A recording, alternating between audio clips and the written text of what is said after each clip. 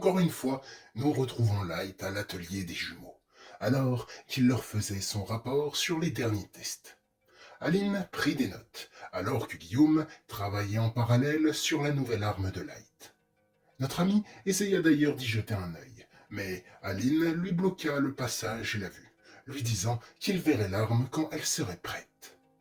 Il n'avait donc pas vu grand-chose, si ce n'est des pièces qu'il avait déjà vues sur les lance-béliers.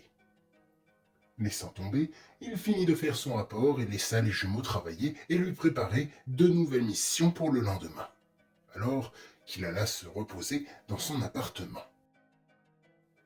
Une fois rentré, ce fut sa routine habituelle. Il mangea avec Julian et lui raconta sa journée, Julian le prévenant pour la réussite de la mission d'évacuation et le conseillant ou lui rappelant d'être prudent avec ses nouvelles capacités. Puis, une fois leur repas avalé, ils allèrent tous deux se coucher. Ou du moins, Light essaya de dormir, car comme à son habitude, des milliers de pensées tournaient en boucle dans sa tête, sur sa mutation, le Sarco, ou encore Sorel. Mais bon, la fatigue finit toujours par l'emporter. À son réveil, la routine reprit. Il prit son petit déjeuner en vitesse, fit un décrassage rapide, se prépara et fonça à l'atelier des jumeaux. Il n'avait pas encore terminé sa nouvelle arme, mais il lui avait donné une nouvelle mission, celle de leur apporter de nouveaux échantillons de sang frais en grande quantité. Aussi, il devrait se prendre 2 doses de sang dans la journée pour voir si, à force, il finirait par s'y habituer. Ils lui donnèrent donc 2 fioles, de précédents échantillons qu'il leur restait, et Light repartit pour chasser de l'infecté en ville.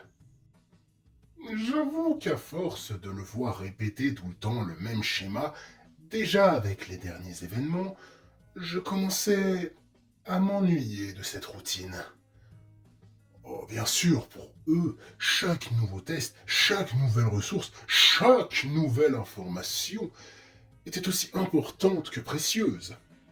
Mais j'avais hâte que les jumeaux aient terminé la nouvelle arme de Light, que le Sarco bouge, ou n'importe quoi d'autre qui fasse un peu bouger les choses. Enfin, avançons un peu jusqu'au lendemain, car Light réussit sa mission sans grande difficulté, et vu qu'il n'a pris que 2 fioles, il n'a pas pété son câble et massacré sa victime comme la dernière fois. Et donc, il est rentré bien gentiment avec ses échantillons. Enfin, le lendemain, quand il arriva à l'atelier, les jumeaux l'attendaient tout sourire, assis devant un drap qui couvrait une partie de leur établi. Il ne lui fallut pas longtemps pour deviner qu'ils avaient enfin terminé son arme, et il les pressa de lui révéler le bébé. Les jumeaux se levèrent et retirèrent le drap, révélant l'objet à Light. Laisse-nous te présenter le trident harpon, dirent Guillaume et Aline en chœur. Ensuite, Guillaume fit une présentation de l'arme. Ce n'est encore qu'un prototype, construit en partie avec les pièces encore utilisables de ton ancienne lance et des matériaux plutôt primaires. On travaille sur la version finale, avec des pièces de véhicules militaires et l'alliage de missiles qu'on a récupéré de la base militaire. De l'alliage de missiles ? Réagit Light. Oui, pour la chambre de détonation de l'arme. Ça résistera mieux. Mais de fait, on a pris comme exemple les lance-béliers qu'on a mixés avec une vieille idée qu'on avait mis au placard. Les fusils harpons ! Enchaîna Aline. À l'origine, avant les lances, on voulait refaire des armes à feu. Mais le problème, c'était les munitions. Trop compliqué d'en fabriquer à la chaîne avec le manque de matériaux. Alors, on s'est dit que ce serait mieux avec des munitions récupérables, d'où le harpon. Malheureusement, une fois le projectile enfoncé, même en faisant juste un pieu lisse, Ça laisse l'utilisateur impuissant, le temps que le projectile se réarme.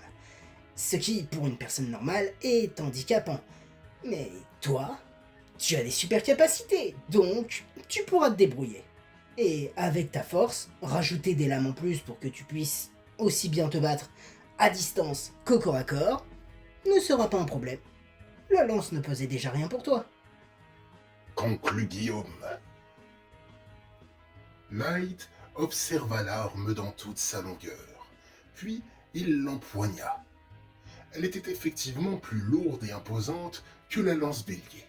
C'était littéralement une fusion entre une hache d'armes et un trident. Deux lames tranchantes et perforantes au bout de l'arme, et entre les deux, la pointe qui servait aussi de projectile. Ils lui expliquèrent que le principe était presque le même que pour les lance-béliers. On enlève la sécurité, on appuie sur la gâchette et POM! Le projectile est propulsé jusqu'à 5 mètres maximum. Puis, qu'il ait atteint sa cible ou pas, on tire sur la petite manivelle pour que le câble qui relie l'arme et le projectile ramène la pointe et la réarme. Light était impressionné et avait hâte de la tester. Et je dois avouer que moi aussi j'avais hâte de voir ce petit bijou en action.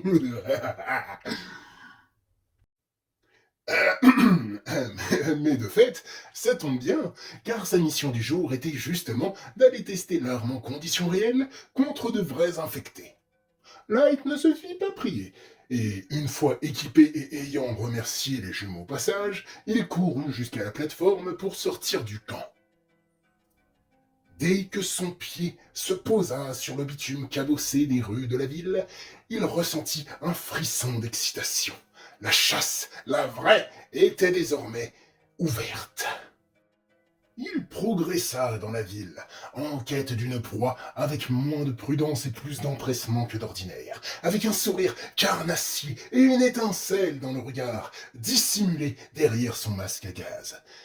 C'était en même temps réjouissant et inquiétant de le voir ainsi. Il avait hâte de tester son nouveau joujou, et cette fois-ci, il s'en fichait d'être discret. Il se sentait prêt à affronter une horde entière avec ses nouvelles capacités et son trident harpon récemment obtenu. Il courut dans la ville et finit par trouver un groupe d'infectés qui se nourrissaient de fruits tombés des arbres, qui avaient poussé au milieu de la rue. Il devait être à peu près une dizaine, et Light sentit son excitation grimper en flèche. Il fonça sans aucun plan sur le groupe incrédule qui n'avait pas encore compris qu'ils avaient affaire à une menace. Et une fois à portée, Light faucha tout ce qui se trouvait dans le périmètre de son attaque. L'une des deux lames de son arme traversant sans la moindre difficulté les écailles et la chair des nuques de 3 infectés. Grâce à la force prodigieuse de Light, ainsi qu'à la solidité et au tranchant de ses nouvelles lames. Le reste du groupe de reptiles passa de l'incrédulité à la stupeur, alors que Light bondissait rapidement sur ses nouvelles cibles, en décapitant 2 autres en un moulinet dans un bruit sinistre de vent sifflant et de chair découpée. Presque la moitié du groupe s'était fait décimer en à peine 5 secondes depuis le premier mort, et ils comprirent tous qu'ils n'avaient aucune chance. La fuite était leur seule issue, et ils l'avaient vite réalisée. Malheureusement, le temps de comprendre et de prendre la décision, Light avait déjà empalé un autre misérable, de la tête au buste en passant par la gorge, avec ses lames et la pique de son arme. Ceux qui restaient allaient s'enfuir, mais Light tendit son arme vers un infecté à environ 2 mètres et se servit des lames fines, mais néanmoins redoutables comme d'un viseur de fortune, et appuya sur la gâchette. Une puissante détonation résonna, et la pique fut propulsée avec une grande puissance sur la cible. Elle lui traversa le cou, et Light tira ensuite de toutes ses forces pour se servir de la pauvre créature comme d'un projectile sur 2 de ses camarades qui avaient commencé à détaler. Le corps et la tête se séparèrent, et le plus gros de ceux qui restaient de l'infecté vint s'écraser contre le dos des 2 fuyards. Light leur fonça dessus et les acheva avant qu'ils n'aient eu le temps de se relever. Ne restait désormais que 3 cibles qui prenaient leurs jambes à leur cou. Light fonça à pleine vitesse, et en quelques secondes, il rattrapa le premier à qui il découpa une jambe. Il recommença sur le deuxième un peu plus loin, et pour celui le plus éloigné, il empoigna son arme et la projeta de toutes ses forces. Le trident vola jusqu'à sa cible, et l'embrocha dans le bas du dos, la faisant tomber au sol. Light attrapa par la nuque l'infecté qui rampait à côté de lui et le traîna jusqu'à l'embrocher un peu plus loin. Il extirpa son arme du dos de sa victime, puis l'acheva. Puis il trancha la gorge de celui qui l'avait ramené avant de le laisser retomber misérablement sur le sol pour se vider de son sang. Il se dirigea ensuite sur le dernier infecté encore en vie, en prenant une des nouvelles fioles de sang que les jumeaux lui avaient données, alors que sa dernière proie rampait aussi sur le sol pour s'enfuir. Et une fois les effets ressentis, il attrapa la tête de la créature, la souleva et vint l'aplatir sur le sol avec force, la transformant en une bouillie immonde. Après sa dernière victime, il était essoufflé, mais pas fatigué. Il ressentait à nouveau le plaisir qu'il avait à l'époque quand il décimait des zombies dans ses jeux vidéo. C'était plutôt facile, désormais, avec ce qu'il avait gagné depuis sa défaite contre le Sarko. Et il se sentait prêt, à présent, pour un match retour. Pendant l'heure qui suivit, il nettoya son arme, rassembla les corps désinfectés en tas pour servir d'appât pour les autres et les éloigner des tours, puis il prit sa deuxième dose de sang. Et, quand les effets s'estompèrent, il retourna autour pour faire un rapport positif aux jumeaux, leur faisant l'éloge de leur travail impeccable sur sa nouvelle arme, et leur annonçant que le lendemain, après un peu de repos et une maintenance du trident, il partirait à la chasse au Sarko.